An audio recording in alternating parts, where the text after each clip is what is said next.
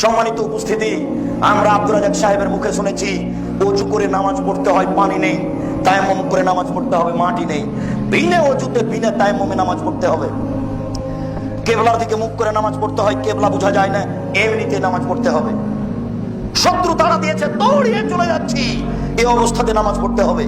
গাড়িতে দাঁড়িয়ে আছে, ঠেলে ঠেল মানে না, এইভাবে হাত উঁচু করে শিকল ধরে আছি, নামাজের টাইম হয়ে গেছে, এইভাবেই নামাজ পড়তে হবে।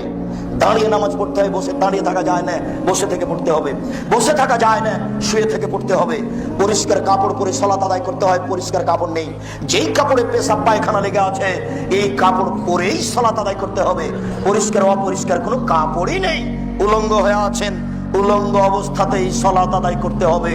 কথার কথা বলা হয়েছে, আফগানিস্তানে, ইরাকে, মুসলিম দেশে মার্কিন সৈন্য ঢোকে, মুসলিম নারীকে ধরে নিয়ে এসে 10 জন 12 জন ধর্ষণ করে, এরপরে পরনের কাপড় খুলে নিয়ে উলঙ্গ অবস্থায় হাঁটতে বাধ্য করে তাদের সামনে।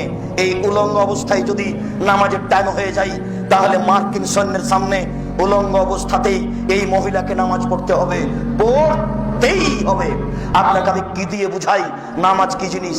আপনাকে আমি কি দিয়ে বুঝাই নামাজ কি জিনিস? আপনাকে আমি কি দিয়ে বুঝাই নামাজ কি জিনিস? একটা আশ্চর্য ইবাদত, যে মানুষের কোনো অসুবিধা বুঝে না।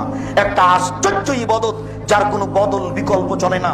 আমি অসুস্থ, একে টাকা দিলাম, ও হজ করলো, হজ আমার হয়ে গেল। এ দেখেন হজের বিকল্প চলে, নামাজের চলে না। আমি অসুস্থ, ফকিরকে খাওয়ালাম, সকাল সন্ধ্যা রোজা থাকলো, রোজা আমার হয়ে গেল। এ দেখেন রোজার বিকল্প চলে, নামাজের বিকল্প চলে না। আশ্চর্য ধরনের ইবাদত। ইমাম আবু হানিফা রাহিমাহুল্লাহ বলেছেন, কেউ যদি অলসতা করে 1 ওয়াক্ত নামাজ ছেড়ে দেয়, তাহলে তাকে জেলখানায় বন্দি করে পিটিয়ে নামাজ পড়াতে হবে। ইমাম আহমদ ইবনে হাম্বল রাহিমাহুল্লাহ বলেছেন, কেউ যদি অলসতা করে 1 ওয়াক্ত নামাজ ছেড়ে দেয়, তাহলে তাকে কুরবানি করতে হবে। বর্তমান আরবি বিদ্বানগণ এখন বলছেন, এই মুহূর্তে আরবি বিদ্বানগণ বলছেন, স্বামী নামাজ পড়ে, স্ত্রী পড়ে না, স্ত্রী পড়ে, স্বামী পড়ে না। বিভাগ কেটে গেছে, চেয়ারম্যান লাগে না, মেম্বার লাগে না, কাজী লাগে না, খাতা কলম লাগে না, বিভাগ এমনিতে গেছে। আপনাকে আমি কি দিয়ে বুঝাই নামাজ কি জিনিস? আল্লাহ নবী বলেছেন, এই তোমরা তোমাদের ছেলে মেয়েকে নামাজ পড়তে বলো যখন তার বয়স 7 বছর। তোমরা পিটিয়ে ছেলে মেয়েকে নামাজ পড়াও যখন তার বয়স 10 বছর। আল্লাহ নবী কখনো বলেননি, আল্লাহ নবী কখনো বলেননি, এই ছেলে তোমার বয়স 7 বছর, নামাজ পড়ো, নামাজ পড়ো। এইভাবে আল্লাহ রাসূল কখনো বলেননি।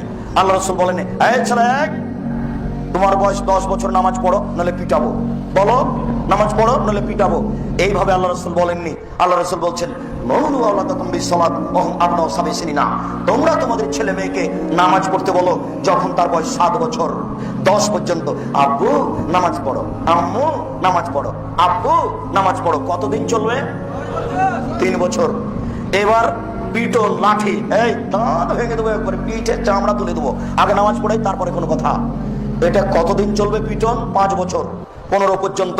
এই হলো 5 আর 3 8 বছর নামাজের কর্মসূচি। 5 বছর বয়সের ছেলে নামাজ পড়ে না, তার বাপ বেঁচে আছে, কথা মিথ্যে। 15 বছর বয়সের ছেলে নামাজ পড়ে না, তার বাপ বেঁচে আছে, মিথ্যে।